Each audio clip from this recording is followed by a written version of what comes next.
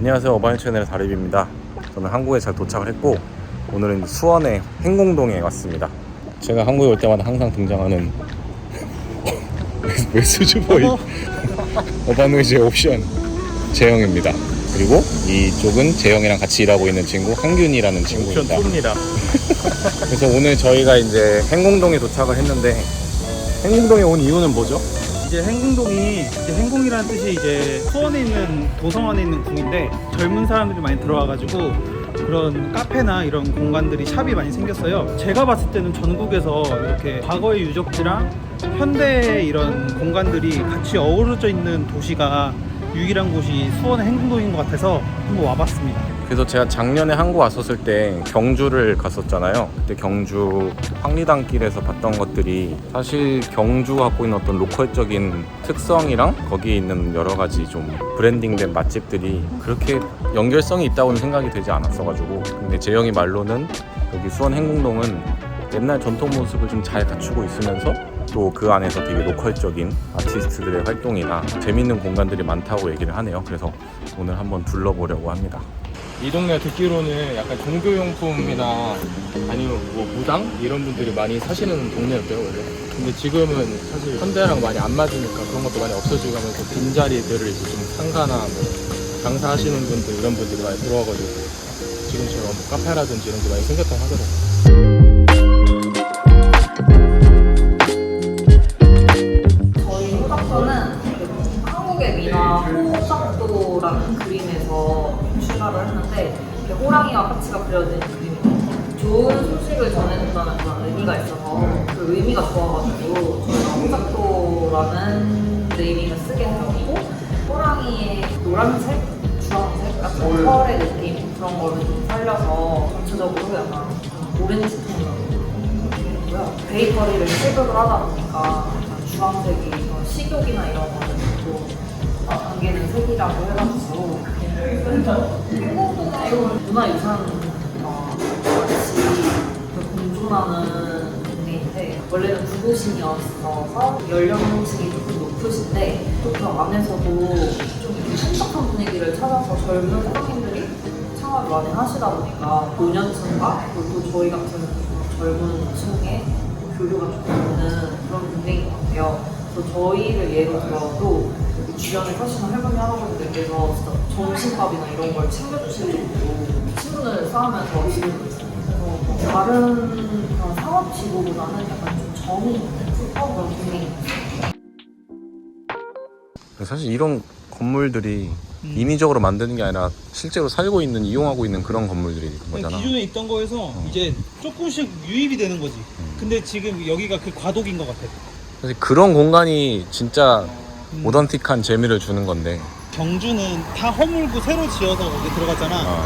근데 이런 데는 이제 기존에 있는 건물을 다 개조를 해가지고 들어간 거지.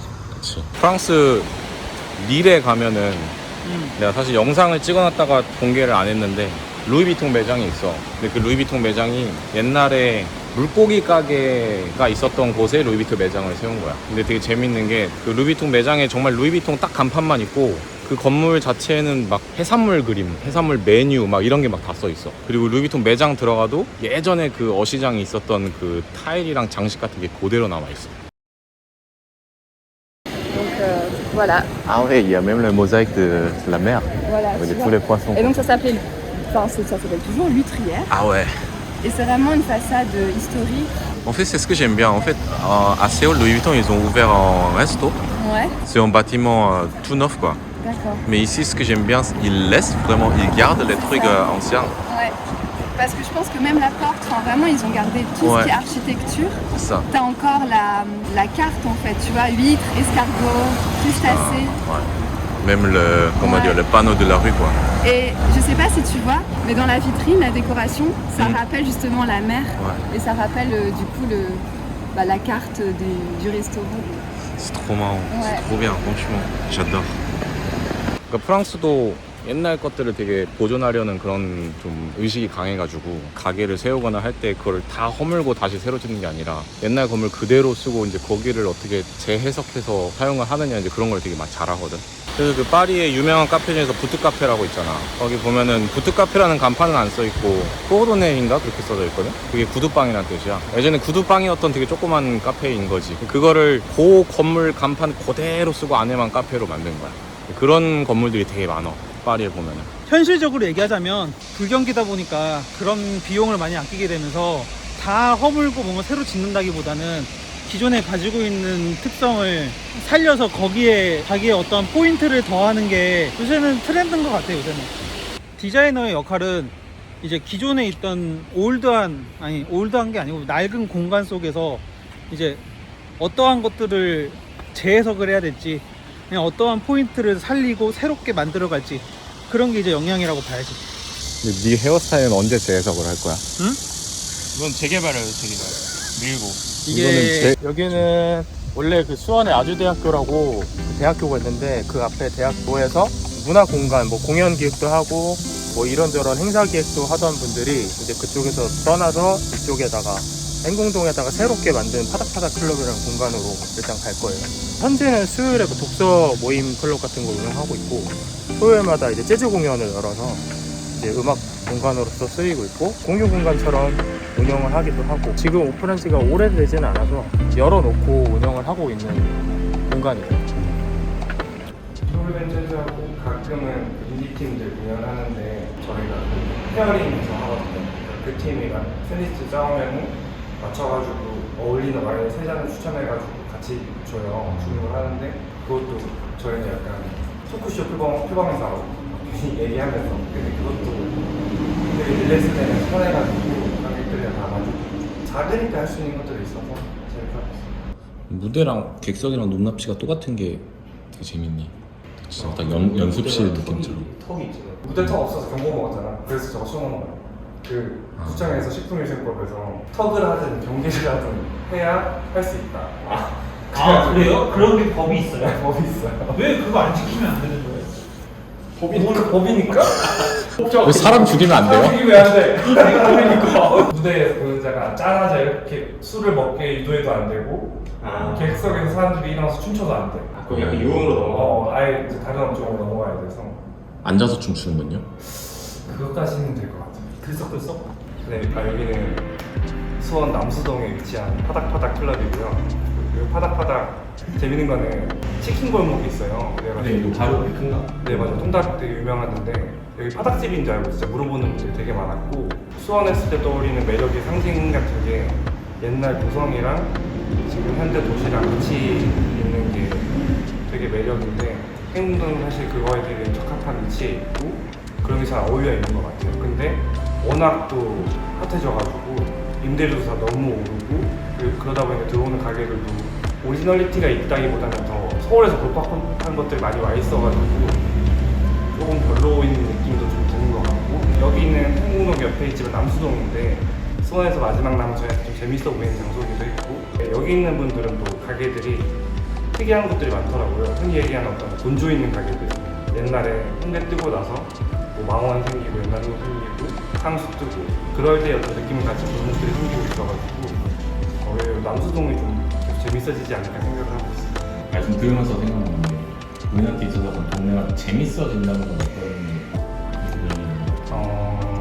그러니까 자기 이야기나 뭐 자기 콘텐츠 있는 가게들이 생기고 그 사람들이 생기는 게 재밌는 것 같거든요. 프랜차이즈나 그런 것들이 당연히 나쁜 게 아니지만 그런 것들이 많은 거리랑 많은 골목이랑 자기 개인 브랜드 혹은 뭐 작은 책방 이런 것들이 있는 게 저는 더 재밌는 사람이니까 그런 게 저한테 재밌는 동네인 것 같아요. 공연을 더 많이 하는 공간이고 싶어요. 작은 공간이니까 이제 그런 공연을 좋아하는 사람들이 계속 쌓였으면 좋겠어요. 매주 쌓여가고 그 사람들이 계속 모여들면 같이 뭐 나중에 페스티벌도 만들고 그렇게 할 수 있지 않을까 그런 걸 기대하고 있습니다.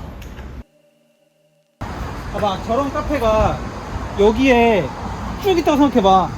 그러면은 좀 재미없었을 건데 이제 노포가 있다가 없다가 새로운 게 딱 있고 없다가 있다가 하니까 그게 재밌는 거야. 그게.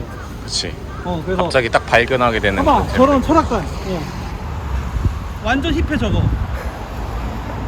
방금 그래서 두 번째 공간을 다녀왔고 이제 세 번째 갈 공간은 디드라는 편집샵입니다. 리셀을 기반으로 한 편집샵인데 주인장의 취향이나 그 사람이 하고 싶은 공간에 대한 컨셉 같은 게 명확하게 오브제들이 배치가 돼 있고 색감이라든지 이런 거를 잘 통일시켜놔가지고 보실만 할 겁니다. 거기 이제 대표님이 이 동네 완전 나고 자란 동네라서 아마 여기서 장사하는 그 나이 또래 중에 여기 사정을 제일 많이 알지 않을까 싶어요.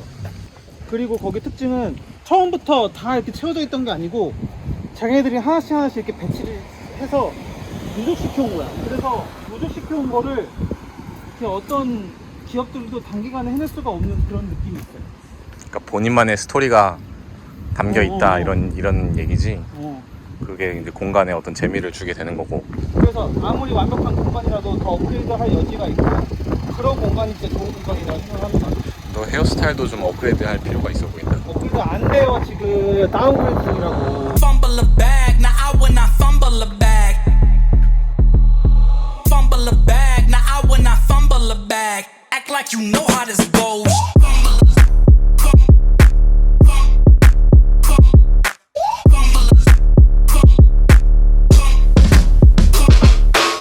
제가 리셀 샵을 운영하지만 물론 사업의 제일 중요한 조건은 돈을 버는 거잖아요. 근데 돈만 버는 건 되게 재미가 없거든요. 오프라인 나오는 거는 정말 가치 있는 것들을 만들고 싶어서 하게 됐거든요. 가치 있는 일을 찾아야겠다 하고 여행 같은 거를 돈 벌어서 여행 가는 데 쓰고 하다 보니까 여행 다니면서 보니까 그런 뭐 파리나 뭐 런던, 암스테르담 가도 되게 좋은 샵들 많잖아요. 뉴욕으로 갔는데 좋은 샵도 많고 되게 큰 도시들이 좋은 샵들이 너무 많은데 정작 내가 살고 있는 도시는 내가 좋아하는 걸 파는 데가 없는 거예요. 아, 내가 한번 해보자.